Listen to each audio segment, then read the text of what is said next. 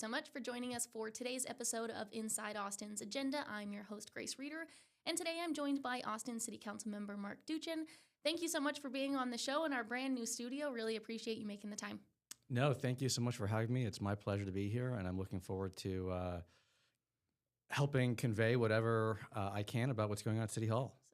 So first, let's talk about, we had some breaking news this morning. The mayor announced that the Texas National Guard is going to be on standby to potentially help the Department of Public Safety for protests this weekend. Can I first have you sort of walk through how you learned about that and what your reaction was? We learned about that from the city manager pretty recently, and I think that gave us a bit of a heads up to understand what the kind of issues at play with them interacting with protesters, with the city, with APD, to make sure that we can, from my perspective, the priority being keeping everybody safe, whether that's a protester, whether that's our infrastructure, whether that's our cops, and obviously everybody else in the city too. So walk me through your reaction, and do you have any concerns about these folks being there? Do you think it'll be a positive? What are you thinking so far?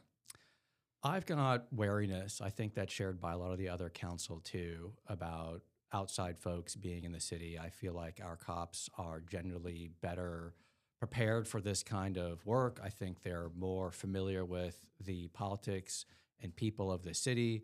And so I think introducing an outside element creates some complications. And I think we've got to be as careful as we can and committed as we can to making sure that these are nonviolent, that we're doing everything we can to lower the temperature out there, but also to ensure that people can protest safely and protect their First Amendment rights and advocate for things that are important to them. I think that's a fundamental need. I'm, an immigrant myself, and so I deeply care that we've got a community that cares about our immigrants here.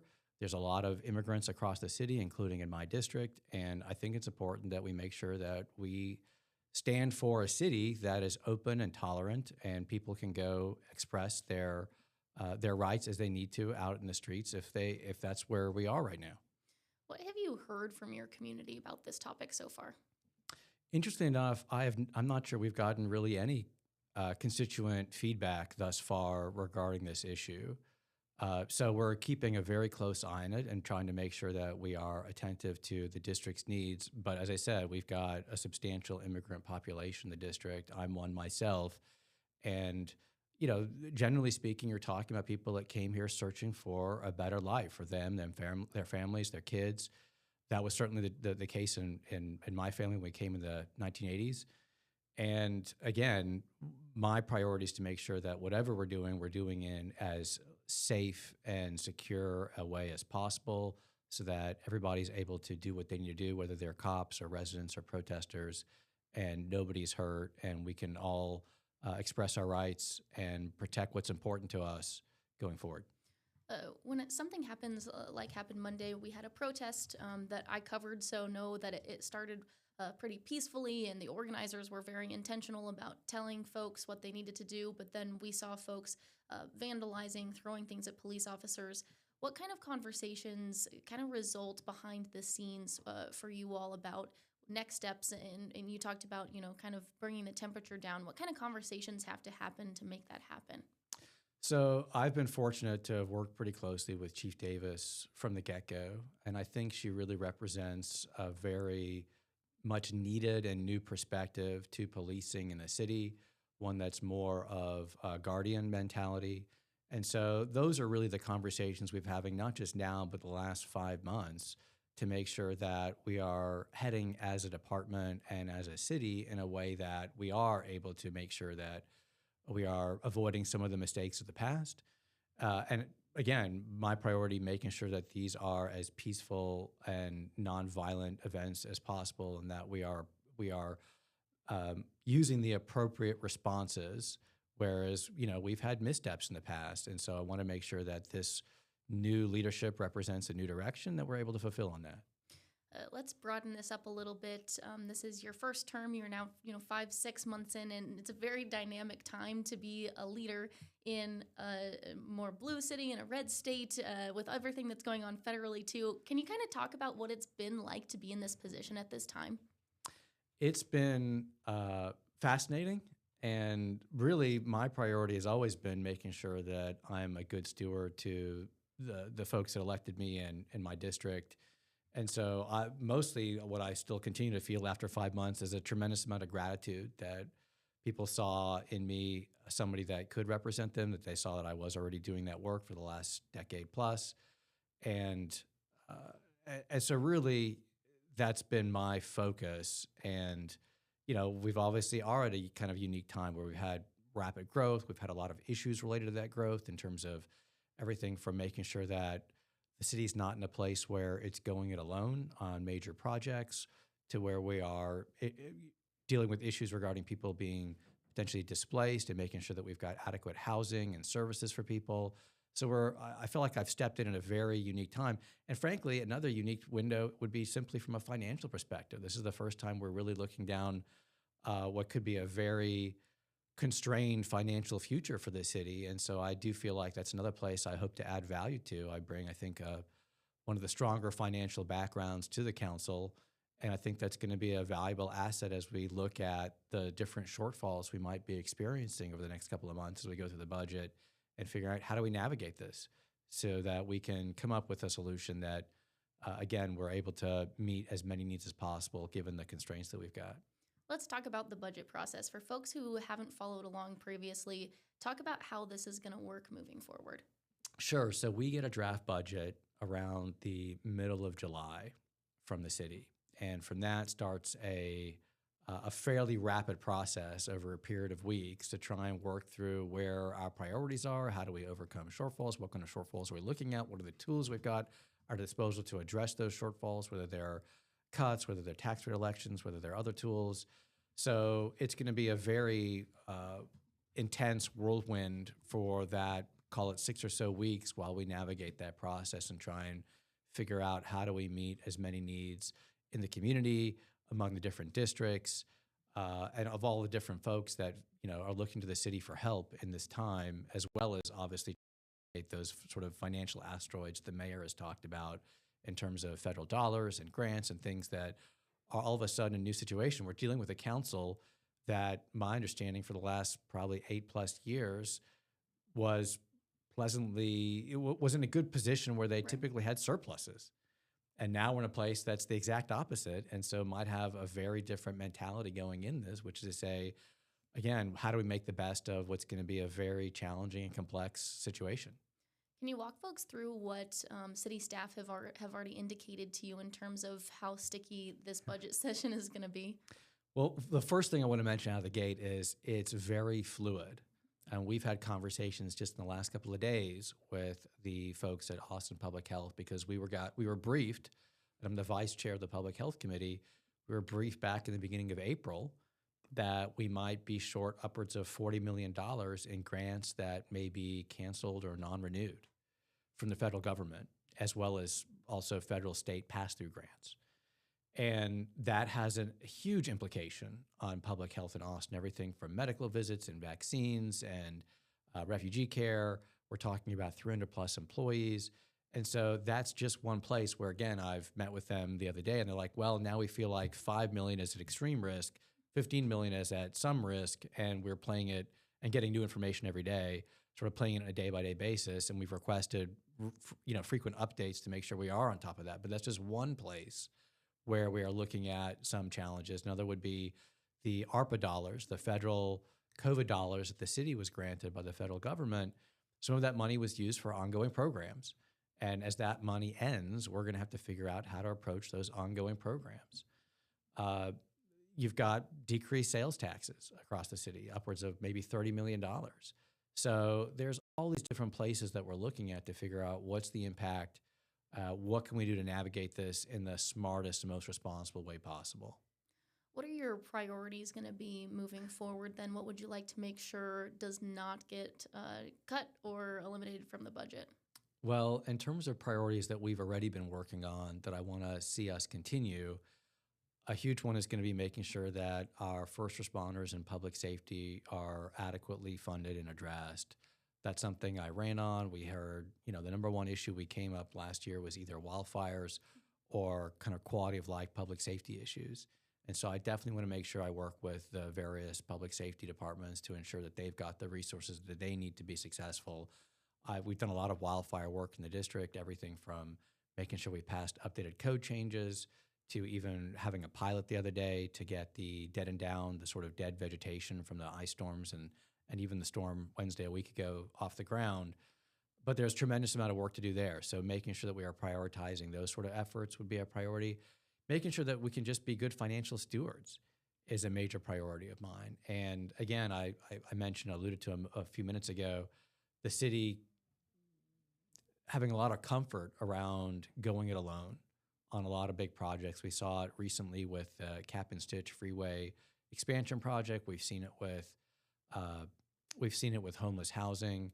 And so I think trying to work on that ingrained mentality. How do we instead create public-private partnerships that can help with the growing philanthropic and the growing business community here? How do we engage them in a smart way so that we're not having to go it alone and the city's not having to bear the burden of those major projects by itself? So I think that's a priority, as well as just being, again, on a sort of broad perspective, how do we be really careful about making sure that we're prioritizing money in the highest and best use possible? And then you've got other things that I'm trying to work on too regarding climate and water conservation, green spaces, everything from acquisition, which I think I'm pushing for as far as the bond next year, but also just maintenance has been a major issue. That's why we're having to do those pilot programs to get the data down at the ground, because we are very much behind on a lot of maintenance issues. So those are a lot of the priorities. And then a new one, a little unexpected one, has been affordable housing. And so making sure that we've got a smart strategy there for housing preservation is going to be a priority of mine also. So we talked about that last week. I'm going to make you walk through it. You all had a big vote last week on something called DB90. It's actually, I'm going to make you explain it. Sorry. But talk a little bit about, for folks who weren't following this, talk about what DB90 is and why it is that you all made tweaks to that program. And there are more tweaks coming, and I'm hoping to have more amendments. But what that program is what's called a density bonus program the city has. In this case, it's density bonus 90. So it grants developers additional height, which is an entitlement, in exchange for different other kinds of benefits. In this case, it's typically granting a certain amount of affordable housing and a certain amount of tenant compensation as part of that program. What was challenging about this particular case that we dealt with was it's the first time we've really seen multifamily on a large scale being redeveloped and redesigned all in one fell swoop that would create a net displacement of people as part of that process. So normally you'd see, for instance, DB90 being used for converting light industry. Right. And so you'd get a net benefit of housing. So it would hopefully be a win-win in those scenarios. What we saw in this case was it could be a net loss of housing for a lot of folks that are kind of essential workers and vital members of our community, our teachers, our nurses, our veterans, and so on. So making sure that we've got a strategy in place to deal with them. And what we really concluded from this was there's work to be done. There's work to be done not just on how do we make sure that we are addressing these sort of edge cases within DB90 that could create net losses and displacement, but also even just how do we think more broadly? And that's where we came up with the idea of a preservation fund, because really the best strategy is trying to address these sort of zoning issues long before they ever show up as a zoning case before council. And we're forced to sort of make some very bad decisions based on the code that we've got in front of us.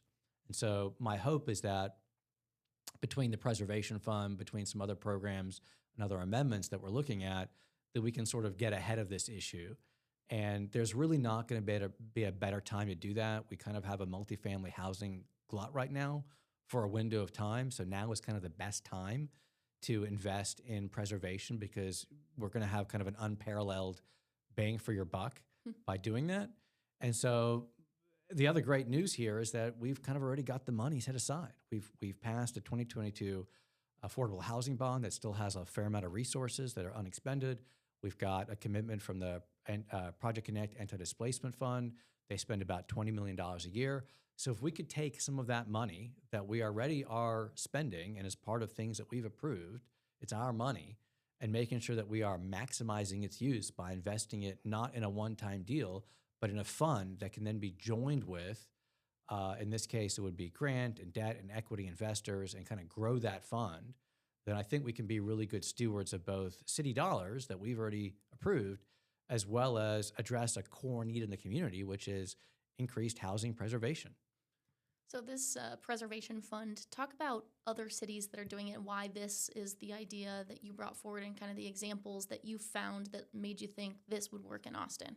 Well, this started in a kind of strange way. I am still for some reason I can't escape. I'm still a president of my own HOA. So we live in a property that's 40 plus years old, and we're dealing with similar kinds of issues that many properties in the city deal with as they start to age. It becomes more expensive to maintain, and you've got to start to make some increasingly difficult decisions about the direction you want to do to make sure that people can continue to stay there, that they're not displaced, or don't have to make some other radical decisions. And so that sort of gave me the insight to start to look around and see what other cities are doing. I think I was very much helped in this case by our new assistant city manager, Dr. Eric Johnson, who himself kind of developed and implemented these kind of plans in other cities, including Dallas and other cities. So we looked at Dallas, we looked at Detroit, we looked at the Bay Area, we looked at Charlotte, and realized these are fairly successful programs that could be replicated here in Austin. I do want to point out we do have an amazing organization called the Texas Housing Conservancy. They started about a little less than a decade ago as kind of a quote unquote strike fund to help with this preservation issue. But since then, a couple of things have changed more recently. One is they typically partnered in their deals with the Austin Housing Finance Corporation, of which now that I'm a council member, I serve as on the board of. And as part of that, they have sort of gravitated away from doing preservation deals. And so they now are looking for a new partner in that space for them to help them with these preservation deals. And if we can, again, create this new entity, seed it with some money that we've already got, and then grow that with the same kind of debt and grant and equity investors that these other cities have found that are often institutional players. Here we could be talking about somebody like St. David's, and it very much functions like a regular fund that they would get a 4% return on, and in exchange also get the benefit of being social investors. And there's been apparently no real shortage of securing that kind of funding in those other cities. And so I'm very optimistic that we can work here and grow that kind of a fund to help support our efforts and collaborate with the Texas Housing Conservancy to be able to deliver increased preservation and kind of reapply ourselves to that mission and really accelerate or magnify the existing efforts. I mean, they've been very successful, the Housing Conservancy, and what they have. But if we could kind of supercharge that effort in this unique window where we can acquire properties at a rate we might never see before, then I feel like we can make some incredible progress in the next year or two on this issue. We use that word preservation. I want you to describe for me when you say preservation fund and when you're using that word preservation, what that will look like for real people and what you imagine that looking like in the future. Yeah, so what's happening now is as properties age, as just like the one I said I lived in, have to make tough decisions. And those owners, if they're not condos, if they're apartments, they'll look at them and they have a couple of options in front of them. They can obviously work with different partners and try and buy down some affordability. There's a whole section of the industry that does what's called value add redevelopment, which is to say they might raise rents to pay for upgrading and recapitalizing assets in the property so they can continue to extend the life of that property. Then obviously at some point, it's very difficult in certain properties where the cost of maintenance will eclipse the revenue from rent. And you've got to make even tougher decisions about do you need to redevelop this? Can you engage in a land swap and do some affordable housing? At that point, it becomes a assorted variety of options about ultimately involving some degree of redevelopment. And when that happens, if we're not really thoughtful about how we do that, you wind up potentially displacing people. And you've seen that happen across the city, not just in my district, but really all over. I think probably even most acutely on the east side of town. And what we would try and do is make sure we've got the resources in place so that when those properties come up, that we've got a strategy already engaged with those owners to say, look, we've got options in front of us before you ever get to zoning about how we could approach this that could either, maybe create a tax increment refinance zone in that area to fund the sort of value add development that a number of properties might engage with, participate in. Maybe it's also, again, taking advantage of this fund and being a equity partner, right, with the Housing Conservancy and this fund that would buy out the property or become equity investors in the property. And through that, create the kind of deep affordability that we need to have people to ensure that they're be able to afford to stay here in Austin, right? We're talking about anywhere from 30% to 80%, what we call median family income. We talk about deeply affordable as 30 or 40% really. And that's kind of where we see a lot of these older, 40, 50, 60-year-old properties. And really, it's about getting ahead of the curve. That's where I really see the advantage the city can, I think, do a better job of, or where the real opportunity in this space is. Early in this conversation, you really quickly threw out the word bond. And for folks who maybe have not been paying attention, let's talk about that comprehensive bond package that voters may see next year. And you had referenced something you'd like to see on it. Can you talk about what that bond is and sort of what you would like to see on it? Yeah, so we're given by the city budget office right now a cap of about $750 million for that bond. And the city's goal is really to try and get back to, rather than having kind of ad hoc bonds that deal with different issues every 2 or 4 or 6 years, to get back to kind of a 6-year omnibus bond that addresses the core city needs for the future. And that lets us plan better around both capital expenses as well as our budget, as well as, again, kind of have comprehensive strategic plans for how we spend those dollars in a smart way. In terms of my priorities, then, a lot of it's going to be similar to what I mentioned a moment ago. A lot of it's going to be about land. And in particular, I think for me, it's going to be about green spaces and making sure that we've got a great program in place. We still have a city that's upwards of almost 30% parkland deficient. And that's citywide. That's not any one particular district. You could find parts of really any district that are in need of greater access to green space. So making sure that we are, again, kind of at the best moment where land will be the cheapest, which is this second, making sure that we can invest in a smart way using that bond to address those issues. The other challenge really is, we get a lot of folks that are coming to us really every single day saying, hey, we need more money for XYZ.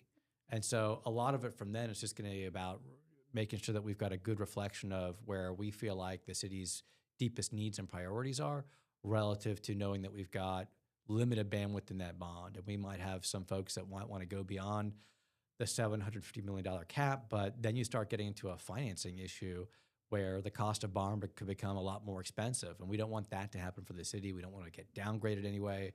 So I feel pretty firm that we need to listen to our city staff about their recommendations for the gross amount that we've got to work with. At that point, again, it's about prioritizing where we can best spend those dollars. But for me, I'd be starting in green space. I'd be starting in things like water conservation. That's another main area that I feel like where bond really has to be spent on infrastructure-related projects. And we are, unfortunately, in some ways, from my perspective, a bit behind on our conservation efforts. We were doing really well up until about 2018 or so. If you look at the numbers, we were improving really every year up until then, and then it kind of plateaued and has actually gone up. I say it's become worse in the last 6 years in terms of our conservation efforts. Our lakes are hovering the low 40% in terms of how full they are. So I think there's a lot of work to do there as far as extending purple piping and even just education and rebates and things that we can do to make sure that people are using the best technology and tools and have the best education at their disposal for water conservation. It's my understanding that the city's sort of pulling some public feedback about that bond right now and trying to figure out what people want to see. How much does that weigh in when you all make these decisions, getting that public feedback back? That's going to be really critical. And we've got our own budget town hall scheduled for District 10 in early August that we're excited to get. And those are usually, from my experience, going to them pretty well attended. We get a lot of good ideas and get a good kind of sense about where people's priorities and maybe concerns are. So I'm very much looking forward to the feedback that we get. There'll pretty much be one in every single district. Plus, I think another, there's going to be some other avenues for collecting public feedback around bond priorities and where people's priorities and where they want to see improvements and so on are. So I think that's going to be an incredibly valuable tool, and I'll be paying close attention to make sure that we're in alignment with what people and their needs are for that bond. You mentioned it at the very beginning. You've now said a couple times some things about your background. And I told you before we started, this is one of those shows where I get way more time to be able to talk about some of the things we may not be able to talk about on the day to day. So walk me through what your background is, what people need to know about you, and kind of your background, your priorities. Sure. So in terms of my background, I bring about 20 years of experience doing everything from working in politics and advocacy to a lot of civic work. And then also working in technology for the better part of, I would say, over a decade. And it includes running my own business for about 8 years. So it's, I think I might be the only council member that's got an MBA. So the point is, trying to bring a different perspective to the council was certainly one of my priorities and interest in serving. And I do feel like there's a lot that we can add. From my experience, just serving on a variety of civic boards, there's never been a time where I felt like, wow, I wish we had less diversity and more, and more constraints regarding who serves. I think we've always been better served by people that have a diverse skills and backgrounds, and I think that's hopefully what part of what I bring also to the council in terms of technology and business and financial, as well as political and advocacy work as well. I started my career kind of working out of a suitcase all over the state, doing political and campaign work. And that gave me a very broad perspective on how things work in different places and what works and what doesn't work. And as well as kind of the interaction between the work that we're doing here at the city, in the state, and the federal government. And so I think I've come fairly well prepared to leverage that background and kind of supplement the different backgrounds that my colleagues bring on the dais and help address the multitude of issues. We talked about different issues already today in terms of environmental and public policy and even public-private partnerships. I think being able to kind of leverage that experience, not just have a bunch of, say, attorneys or XYZ on the council, but have a really broad cross-section of who the city is, including, as I mentioned earlier, being an immigrant, I think adds a lot of value to our conversations in the dais and adds a lot of conversations to how we approach policy issues individually, by policy area, and just as a collective council. Is there anything that surprised you when you started in this job? A lot of surprises. I have to say, if there's one key takeaway, it's the surprise to which there's so much comfort, as I mentioned earlier, in having the city kind of go alone on a lot of projects. We looked, you touched on the Cap and Stitch project. That's the sections of quote unquote Parkland Plaza that, as I-35 gets expanded, will be built on top of the freeways. And when we looked at all these other cities that have embarked on similar projects, we realized, wow, the city was sort of the funder of last resort. They were coming in with the last, $20 million. In this case, we'd be the only funder to the tune of like 20 times that amount. So how do we sort of think more broadly about our opportunities as a city to partner with our philanthropic, our civic, our business community in a way that we have not yet quite been able to do? I think has got to be one of our priorities. I think there is no good financial future we could be facing in an environment where we are narrowly looking as the city as the sole funder for major projects. That's just simply not a solvent, workable solution. That's one that we're sort of passing on to our kids and our grandkids to say, well, sorry about that, but that was the best decision we made at the time. And I don't think that's a great way to run any entity, let alone a $6 billion enterprise. So making sure that we are, we've sort of evolved as a city. We had all this growth. We've had all these technology companies come in with enormous success. Apple and Oracle and Facebook and Google and Indeed and so on. I could go on and on. I made a joke at one point about some technology issues in the dais, like I could throw a stone outside and hit like 12 major technology companies. Right. And I'm probably undercounting that number. Right. But the point is, how do we bring those folks in the fold and say, look, you're now also stewards of this city, And just as you're interested in making sure that your employees are being housed, we need to make sure that we have a really smart housing policy that you're also a participant of. And so that's where I think that we can there's a real opportunity to build those public-private partnerships and collaborate in a way that, Houston and Dallas and others have had a lot more runway, right, in the oil and gas industry and others, having kind of long-standing family dollars. I think there's a pathway forward for us to do, but we've got to be really committed to making sure that we are, every time let me put it a different way. Every time that we say, oh, we'll go it alone, we got this. Don't worry about funding that, whatever, $300 million of next permanent supportive housing for the homeless, we're basically communicating to that whole sector, we don't need your help. We got this.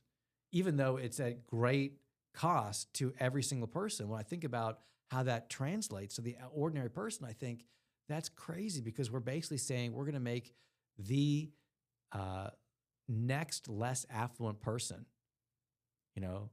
fund a program where we could have among the most affluent people in the philanthropic and business community helping pick up part of that tab that they're currently not.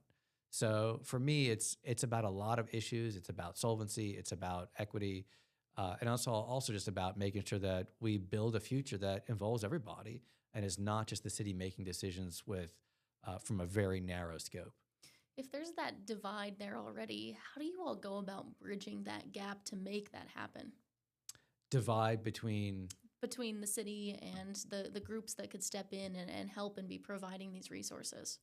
I think one thing is, again, we've got a new ACM, Assistant City Manager of Economic Development, and I think that's kind of just as we've got a fairly new city manager and I'm a fairly new council member, we've kind of got a new, very much across the board, a new city leadership that I want to work with to make sure that we are pursuing those opportunities to the extent that we can. It was really surprising when I learned that in the Cap and Stitch program, a couple of groups had been at it for like 6 years. The Downtown Alliance and ULI, they'd been sort of advocating around this for 6 years, and yet we hadn't really raised one penny of private money in that window. And so it really speaks to me a real opportunity that there's got to be many ways that we can work with city staff, whether it's the Economic Development Department, whether it's existing groups like Rally Austin or Opportunity Austin, figure out, look, how do we make better partnerships with the folks that are already here and want to be, I would assume, long-term residents like the rest of us. And in doing so, that means they have a stake in public safety. They have a stake in housing. They have a stake in all these things that are core city issues we're trying to address. So I think the needs are there. It's about making sure that we've got a really strong program and the right people at the city to pursue that kind of agenda, and then give them the directive and say, look, going it alone is not a long-term healthy strategy. Right. We've got to be able to broaden our reach and create a better network of partnerships to be able to solve and address some of these issues in a more financially responsible and just better kind of from a civic stewardship perspective, more holistic way. So moving forward, we've talked a little bit about budget, which is, I'm sure, much of what you're going to be working on for the next few months. But is there anything else sort of upcoming that you want folks to know about? Yeah, I'm really proud of the work that my team has done over the last, what seems like very long, but sometimes very brief 5 months. We've worked on a lot of wildfire issues. I mean, that's the number one issue that people call in or write to us about. And I live in a property like many others in the community that have single points of entry and exit, that we're going to have probably another hot summer, that we've got even more dead and down than we had with the last 2 winter storms, with that huge storm we had a Wednesday a week ago. So there's a lot of work to do there and making sure. So we've already passed an update to the wildland urban interface, which governs how new homes and new structures are built throughout the city. We've expanded that area to make sure that as places get redeveloped or built, that they are hardened, which we've already seen from California, makes them far more resilient to fires. We've passed a contract for what's called the CWPP, Community Wildfire Protection Plan. That's our strategic plan for wildfires. We're going to be launching the next couple of weeks our community action plan for wildfire protection, which is going to involve making sure that people understand kind of what we've done, what we still need to do, and what they can do to help themselves in terms of hardening their homes and evacuation alerts. We're about to roll out the Homeland Security Emergency Management is going to roll out their regional evacuation plan this summer. So there's a lot of work that's being done in that space that I want to make sure people are aware of is being done. And there's a lot more work that needs to be done that we continue to work on. I mentioned that pilot that we just did in Great Hills Neighborhood Park. We had 60 plus people come out there on top of the Parks Department and the Parks Foundation and my team. And we were able to get out almost 3,000 pounds of dead and down just in that one episode. And so that's a pilot intended to figure out how do we scale that and replicate that, because we did that for really pennies on the dollar, right? We put in a bit of money as a District 10 office. We work with the Parks Foundation, and we can replicate that in a very cost-effective way. We can help get out a lot of the dead and down that's been in the ground for 2+ years in a lot of the green spaces that, again, when it gets to July and August, September, maybe in a place where that, depending on, again, topography and wind and humidity and other factors, could very much be at risk for wildfires. So that's a priority, very much working on just park maintenance and green space funding and acquisition work, as I mentioned earlier, working on public safety issues. That's probably the second most amount of issues we as an office get calls around. And there is still more work to do there as far as everything from park safety, from figuring out how do we make sure that we are deploying technology in a smart and responsible way. And then making sure that we bring back things like, if we can, our motorcycle division and traffic enforcement. We've already talked to a lot of folks that can show us the direct link between the increased amount of accidents and wrecks and fatalities that we have and that organization as part of APD disappearing. And so bringing that back is part of my priorities to deal with a lot of safety issues on our roads. And then, again, just being good stewards as far as the budget. There's probably a number of items that, if you're tracking even the consent agendas at council, that usually I'm trying to be really thorough with my team to make sure we understand what those contracts are about, because we spend literally tens of millions of dollars. We approve that money at every council meeting. And so making sure we understand what is being prudently spent, and if there are contracts perhaps that we have some reservations about, that we're alerting the council and the management about those. And we've seen that. We've had vendors that have been raided by the FBI, that are like, well, are these exactly the people that we should be working with? So making sure that we are good stewards for even the day-to-day nitty-gritty items, as opposed to the big ticket items like, homeless housing and cap and stitch. And then obviously there's the new housing stuff too. Mm-hmm. So, and I think we touched on that. That's also become a priority, because I very much care that we are being responsible for how we're approaching development and displacement. Again, I go back to the beginning of our conversation. We've grown so much, and that's created all kinds of challenges for the city and for council as far as how best to manage that growth. And I do feel like making sure that we've got the right development and zoning policies in place, that we can protect people as we make changes to the city, and make sure that, again, people can live here. That's one thing that I'm deeply, deeply concerned about as I look at data, is we're kind of becoming two different cities. One city that very much wants all of the maximum amount of density and the tallest buildings downtown, and one that wants to raise families.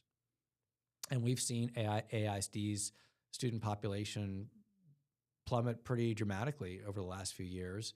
We've seen fertility rates go down in the Austin area, and we've seen families kind of take off to the suburbs and even outside of Austin. And so how do we make sure that we are being sensitive to and being a city that's welcoming to everybody, and that whether you want to live downtown and enjoy a certain kind of lifestyle, that's fantastic. But if you also want to raise a family, if you also want to make sure that at really any income level, that we have a place for you here. You really quickly mentioned that vendor raided by the FBI, and if people weren't watching the last council meeting, they may be going, what? Can you talk a little bit more about that for folks who are not watching that council meeting? Sure. So I think it was actually the council meeting before last Wednesday. Yep, you're right. And one of the things that we've been trying to do as a team is, in particular, trying to leverage our technology background and expertise to really understand the technology contracts the city's got. I would argue that might be another surprise. You mentioned what have I learned? What's been a surprise to me. I would say that's arguably been another surprise is there are definitely opportunities for us to be more, not even cutting edge, but just kind of, at current technology standards in the city. And part of that's a strategic plan. And I'm really trying to encourage our manager and operations folks to hire essentially a CTO. When I look at other big cities like New York, they've got a CTO at an ACM level position at the city. And we don't have that. Our sort of equivalent position is buried in finance. And so I do sense that how we structure the city is kind of a reflection of where our priorities are, and very much explains to me why sometimes I'm seeing us be not at the vanguard of how we could deploy technology in the smartest and often most economical way. I mean, I think about public safety. I think about, wow, we're down hundreds of officers. How do we use technology in a smart way to overcome that deficit until we can get back to normal staffing? So all to say, to answer your question, as we were sifting through these contracts, we realized, wow, we're about to renegotiate a contract with a vendor that had all kinds of issues. They were raided by the FBI. They've gotten into other legal trouble. And it just seemed like for a fairly commoditized service, we could arguably find a vendor that might not have data issues like the ones that we had discovered in this particular vendor. And so part of that's, I think, an ongoing conversation with our technology people at the city about making sure that we've got a really sound way to evaluate those contracts. But part of it's also, I think, making sure I just raise that issue with my peers on the dais to say, hey, look, before we just pass stuff on consent, let's be really thorough about the vendors that we're about to go partner with again. Well, thank you again for doing this and being on this format where we get to talk for much longer than we normally do. I appreciate it. A reminder for folks that Inside Austin's Agenda airs every other Wednesday at 3 p.m. We will see you next time. Thank you so much for having me. I look forward to the next time. Thank you.